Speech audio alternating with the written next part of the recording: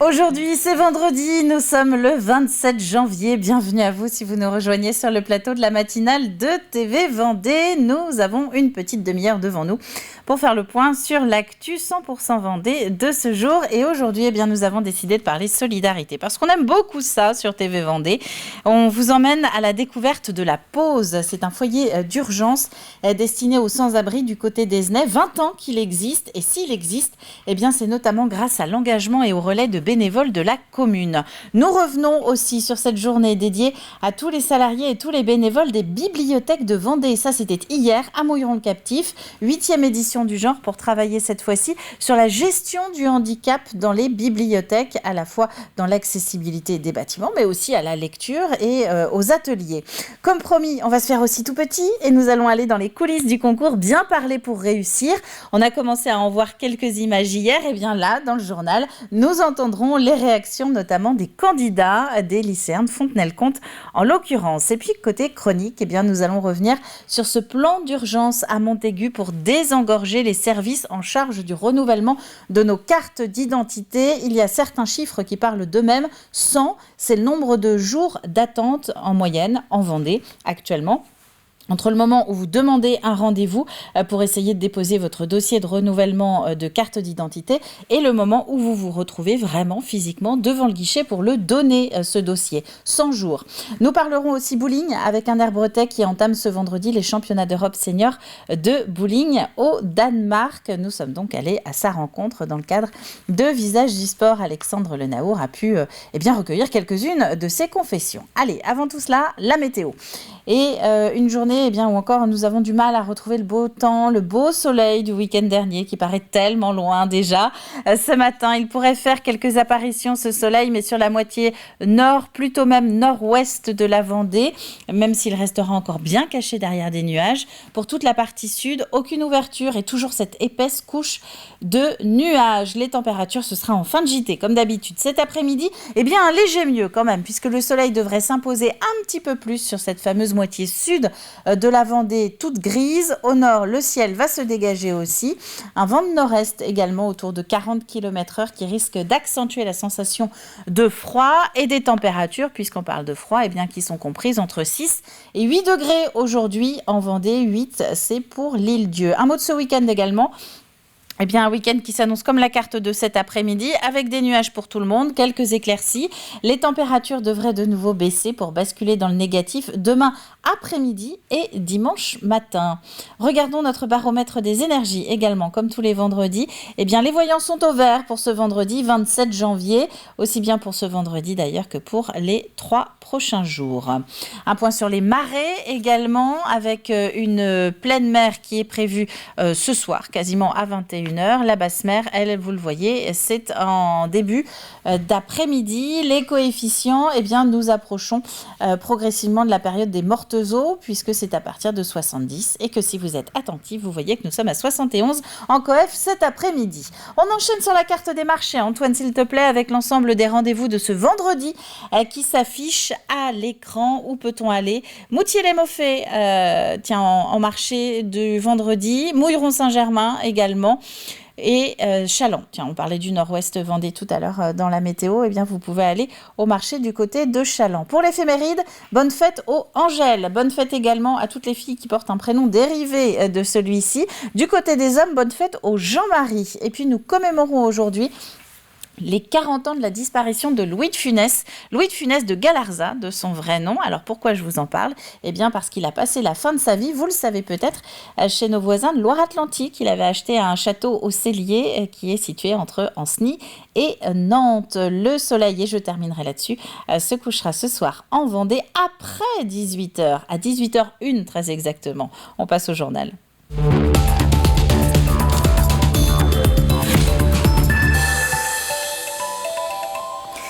Et c'est un journal que la rédaction de TV Vendée a donc voulu placer en ce vendredi sous le signe de la solidarité. Depuis une semaine, nous l'avons encore vu dans les bulletins météo à l'instant, les températures ont significativement baissé. La préfecture a donc décidé d'adapter le dispositif social en élargissant les horaires du 115, en élargissant les horaires des maisons d'accueil ainsi qu'en augmentant le nombre de couchages. À Esnay, il y a une adresse que les sans-abri connaissent bien maintenant, un toit qui est proposé depuis plus de 20 ans à tous ceux qui cherchent un peu à souffler.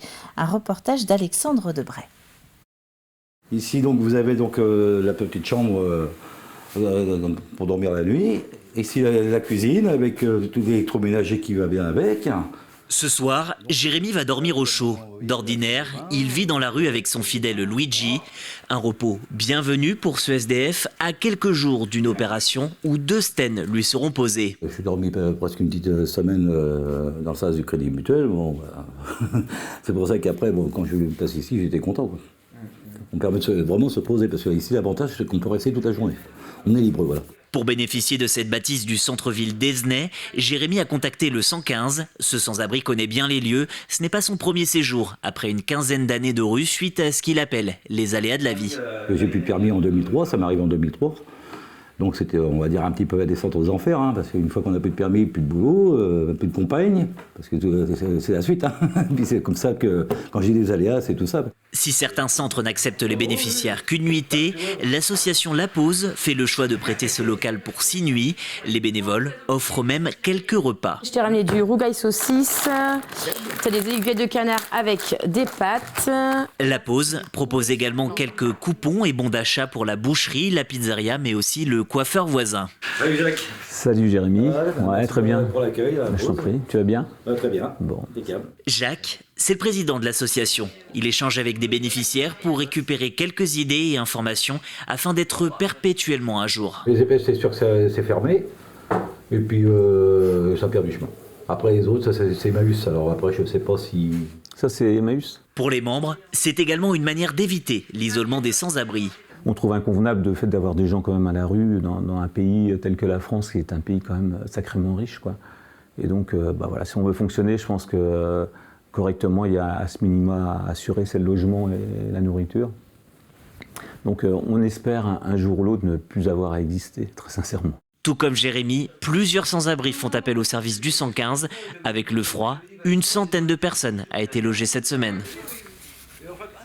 Et pour aller un petit peu plus loin sur le sujet, sachez qu'il y a 11 haltes bénévoles à ce jour en Vendée, dont La Pause, donc à Esnay. 4 centres d'hébergement d'urgence également qui sont financés par l'État. C'est ce que vous voyez ici matérialisé en bleu.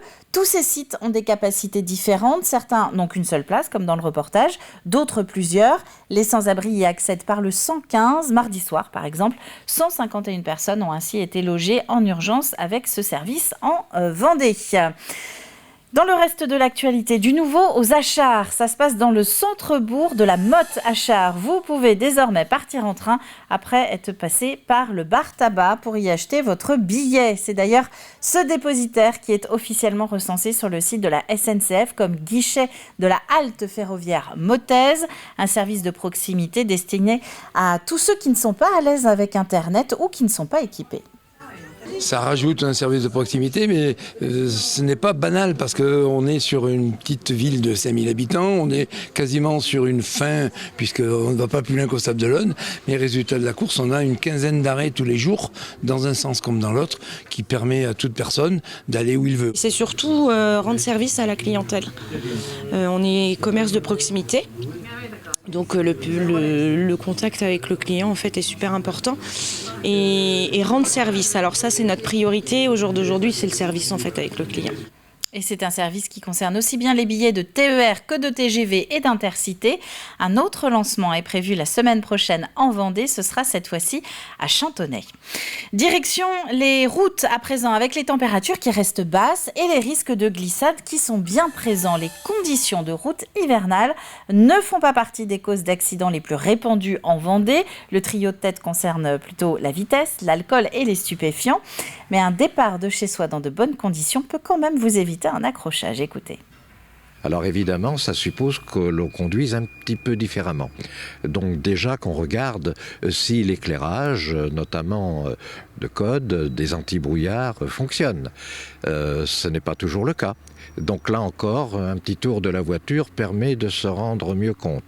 Il faut aussi être vigilant à l'état de son pare-brise et notamment, même si on est un peu pressé le matin pour partir, c'est bien quand même de nettoyer un peu le pare-brise, enfin de faire en sorte qu'il ne soit pas complètement givré.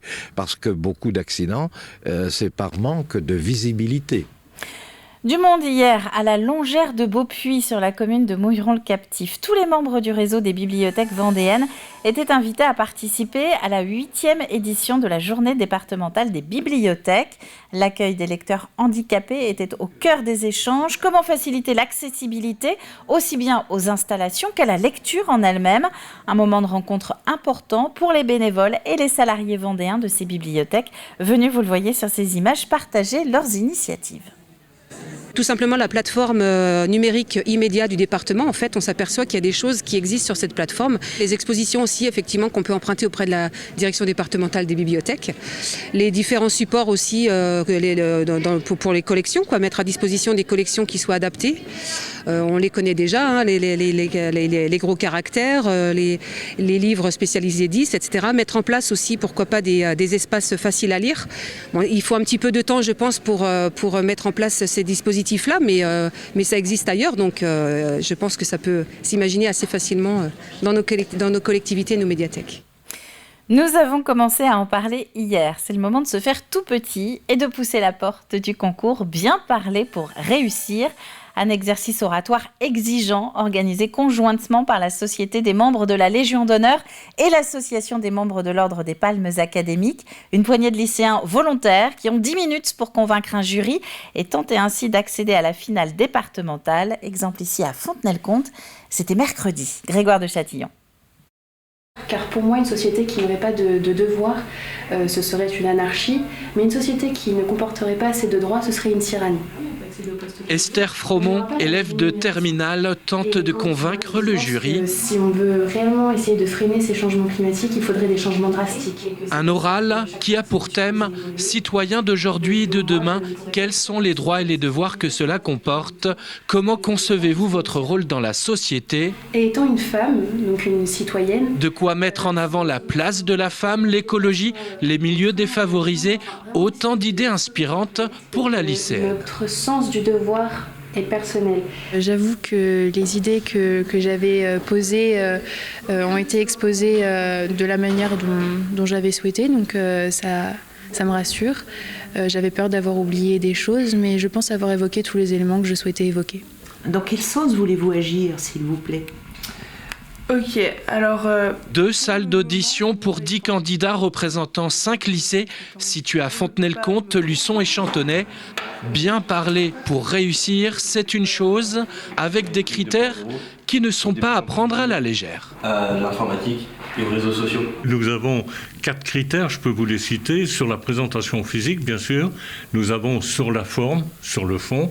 C'est quand même la base de toute intervention. Et puis l'impression générale avec, entre autres, la pertinence de l'argumentaire présenté par le candidat et sa force de conviction. Il n'y a pas de réponse toute faite. Toutes les réponses sont bonnes à condition qu'elles sont bien argumentées. Je suis un peu stressée, mais normalement je connais mon texte, donc normalement ça devrait faire. Un oral de 10 minutes, suivi d'une série de questions du jury, pour une finale de l'arrondissement de Fontenay-le-Comte. Je me devais de me pencher sur le sujet. La finale départementale de ce concours d'éloquence se déroulera le mercredi 8 février au tribunal judiciaire de La Roche-sur-Yon.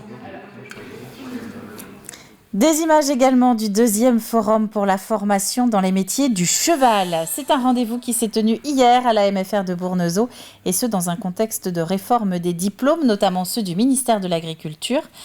Table ronde, témoignages de professionnels comme de responsables de formation se sont succédés autour de 2 questions. La première, comment agir au quotidien ? Et la seconde, comment être force de proposition en amont justement des réformes professionnelles. L'idée de ce forum, c'est que l'ensemble des familles d'enseignement se rassemblent, donc à la fois les maisons familiales, la FASEC qui est spécialisée plutôt dans le domaine des courses, l'enseignement privé, l'enseignement public, et tous les acteurs du coup de la formation puissent se regrouper et échanger sur ce qui fera la formation dans le domaine du cheval dans les prochaines années. Je ne suis pas sûr que ça existe dans d'autres thématiques que le cheval, que l'ensemble des familles d'enseignement se rassemblent pour échanger sur des thématiques. C'est déjà une grosse force de la FASEC et des maisons familiales d'avoir pu créer ce forum. Donc on est très content que ça puisse avoir lieu. Mais ensuite, ça nous fait évoluer dans nos pratiques pédagogiques, rien que ça, parce qu'on échange des bonnes pratiques qui se passent à la fois dans les courses, à la fois dans le sport, à la fois dans le public, à la fois dans le privé. Et puis on se nourrit mutuellement. Et nous allons terminer avec ce petit rappel, même si de nombreux concerts affichent d'ores et déjà complets, c'est à partir d'aujourd'hui et pendant 3 jours qu'est organisée la folle journée en région. Une édition anniversaire d'ailleurs pour cette délocalisation dans les 5 départements des Pays de la Loire, alors que le cœur du festival, lui, rappelons-le, est à Nantes. 20 ans que la folle journée, est en région, et c'est jusqu'à dimanche avec des rendez-vous prévus en Vendée du côté de Challans, de Fontenay-le-Comte, La Roche-sur-Yon, les Herbiers, les Sables d'Olonne et un petit peu plus tard dans l'année, le 6 mai très exactement, sur l'île Dieu. Voilà pour l'actualité du jour. On va compléter avec les prévisions météo détaillées de ce vendredi matin, à savoir notamment les températures relevées au réveil. Et vous le voyez, il faisait plus frais dans le centre, plus froid même à ce niveau-là, dans le centre du département à La Roche-sur-Yon avec un 0 degré. 1 degré dans le nord-est, 3 du côté des Sables et de la Tranche-sur-Mer. Un petit peu plus d'espoir d'éclaircie pour cet après-midi sur l'intégralité du département. C'est la fin de ce flash. On va maintenant retrouver nos chroniques du jour. Au programme, je vous propose le petit coup de pouce du côté de Montaigu-Vendée pour essayer de réduire un peu les listes d'attente pour refaire ses papiers d'identité. Et puis du bowling et des idées de sortie.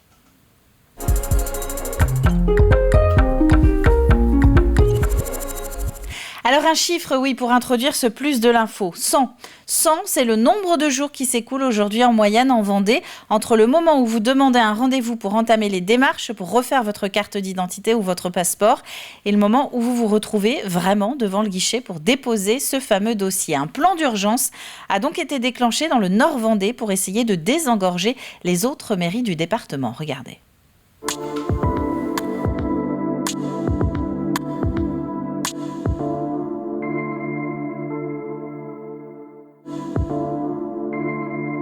Les délais se sont fortement dégradés, ils sont à peu près de 100 jours entre le moment où vous faites une demande de rendez-vous en mairie et le moment où vous avez le rendez-vous. Donc s'y ajoute après le délai de traitement par le centre d'expertise qui pour la région du Pays de la Loire est à la préfecture du Mans, et délai de fabrication. Donc c'est des délais très très longs qui sont insupportables. C'est la raison pour laquelle je dis l'État a mis en place un dispositif, un plan d'urgence qui a consisté à augmenter de manière considérable le nombre de dispositifs de recueil. On était à 36 avant l'été et on va être là au début d'année, on sera à 53. Donc on a renforcé les Sables d'Olonne, Montaigu, La Roche-sur-Yon, enfin renforcé à la demande des élus. Et puis aussi les Sables d'Olonne avec un dispositif mobile. Et ensuite donc des communes nouvelles se sont proposées. Il y a Esnay, il y a Benay, il y a Saint-Jean-de-Mont. Et on travaille là en janvier, vont ouvrir Talmont-Saint-Hilaire, La Tranche-sur-Mer, Saint-Hermine et Aubigny-les-Clouseaux. On a recruté 10 agents contractuels supplémentaires pour nous accompagner pendant ces 5 mois. Il y a un point d'accès montaigu-vendée.com. Et là, tous les matins, entre 100 et 150 créneaux vont s'ouvrir pendant les 5 mois et vous pouvez vous inscrire et commencer déjà à remplir les formulaires, à regarder qu'est-ce que j'ai besoin comme pièce pour faire un titre d'identité en fonction de ma situation. Si c'est pour un passeport, c'est pas forcément les mêmes que pour une carte d'identité. Et puis, une fois que vous êtes inscrit, vous avez un créneau horaire. Vous venez ici, dans la commune déléguée de Saint-Georges de Montaigu, à l'entrée de la ville. Et puis, vous serez accueillis par nos agents. 20 000 rendez-vous, c'est 2 fois plus qu'on fait habituellement en une année. On a des demandes dans tous les sens. On a des acteurs économiques qui ont besoin pour leurs collaborateurs d'avoir des titres d'identité dans leur activité commerciale, besoin d'aller à l'étranger, voilà. On a aussi des habitants qui sont en nombre, qui ont des besoins de voyager. On a aussi nos jeunes étudiants. On a beaucoup de jeunes chez nous qui partent faire leurs études, notamment via Erasmus ou qui vont en Angleterre. Il leur faut des titres d'identité. Et donc, on a besoin de produire beaucoup de titres d'identité. fait tout pour que les délais redeviennent des délais normaux. Je rappelle les délais normaux pour demander obtenir une carte d'identité ou un passeport, c'est 2 mois. Entre le moment où vous avez un rendez-vous et le moment où vous avez votre passeport ou votre carte nationale d'identité, c'est 2 mois. Donc on fait tout pour revenir à ces délais avant l'été prochain.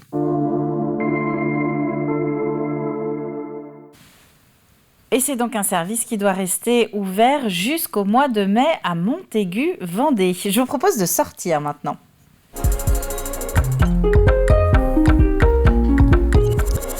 Avec du théâtre et de la musique au menu de cette petite sélection d'Olivier pour notre fin de semaine en Vendée, des coups de cœur qui nous emmènent notamment du côté de Pouzauges ou encore des Achards.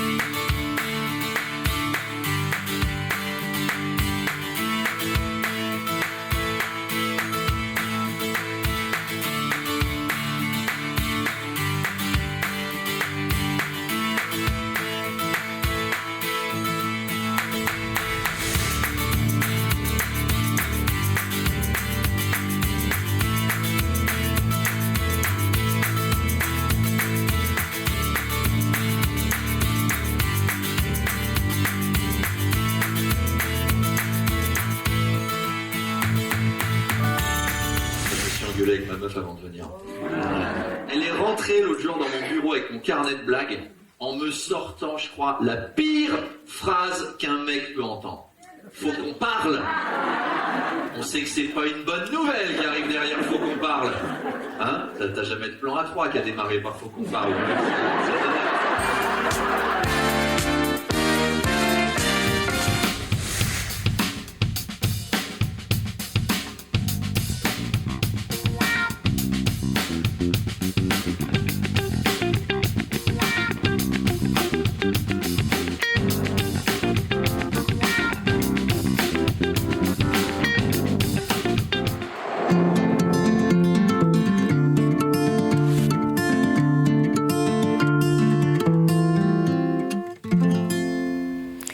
Et c'est un agenda à retrouver en version un petit peu plus longue lundi sur l'antenne de TV Vendée et aussi à la demande sur nos plateformes.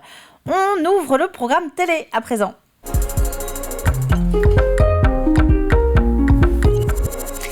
Et nous allons parler bowling, car Alexandre Lenaour est allé à la rencontre d'Éric Chauveau. Il est joueur licencié au Fun Bowling Club des Herbiers. Et Éric s'est qualifié pour les championnats d'Europe seniors de bowling qui commencent aujourd'hui à Aalborg, au Danemark.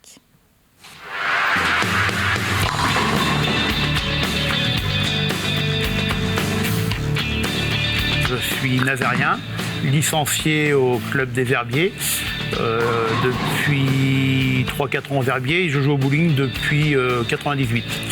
Je me suis mis au bowling, j'étais un ancien joueur de pétanque et je suis passé à la taille au-dessus là. En août dernier, il y avait la sélection, ce qu'ils appellent le trial pour les seniors plus. Et je me suis dit, pourquoi pas tester et aller voir le faire en fait. Et cette compétition-là, c'était à Clermont-Ferrand. Du coup, j'ai terminé premier et j'ai été sélectionné en équipe de France pour aller au Danemark. Les seniors plus, c'est les vétérans en fait. À partir de 50 ans, on est seniors plus. C'est la première fois que j'ai fait cette sélection-là et je suis très très content puisque porter le maillot, c'est pas mal. On va jouer en individuel, on va jouer en doublette et on va jouer en cadrette au Danemark à Aalborg. Le 27, c'est ce qu'ils appellent le practice officiel. En fait, c'est essayer le huilage, essayer avec les boules pour savoir ce qu'on va jouer. C'est 6 boules maximum qu'on doit noter sur un papier et qu'on doit leur donner en fait. Il y a 4 joueuses qui représentent l'équipe de France, 4 joueuses et on est 4 joueurs. Et on a le coach Polo Vial qui est de Wittelsheim. J'ai pas de pression spécifique. Je vais là-bas pour faire le mieux possible, pour donner le maximum, comme je fais dans une compétition. Je me dis que c'est que du bowling en fait, tout en donnant le maximum quand même. C'est que du bowling, mais c'est quand même du bowling. C'est un visage du sport que vous pouvez retrouver aujourd'hui au fil de la journée sur l'antenne ou à la demande sur nos différentes plateformes. On passe au jeu.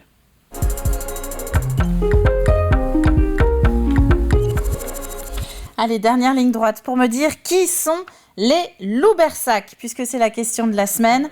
Le dernier indice, coup de cœur de la Société des écrivains de Vendée. C'est donné, vraiment comme question avec l'indice du jour. À la clé, l'œil du prince qui propose à 2 d'entre vous de repartir avec 2 places pour le syndrome de la page blanche, qui se joue à la Comédie Bis entre le 9 et le 11 février avec Arnaud Cosson. Et vous avez donc jusqu'à ce milieu de journée pour envoyer votre réponse sur tvvendée.fr. C'est la fin de cette matinale, dites donc. Et oui, déjà. On va se retrouver lundi dès 7h en direct pour une nouvelle semaine d'actu 100% Vendée. D'ici là, je vous souhaite une très bonne journée, une très bonne fin de semaine et à lundi.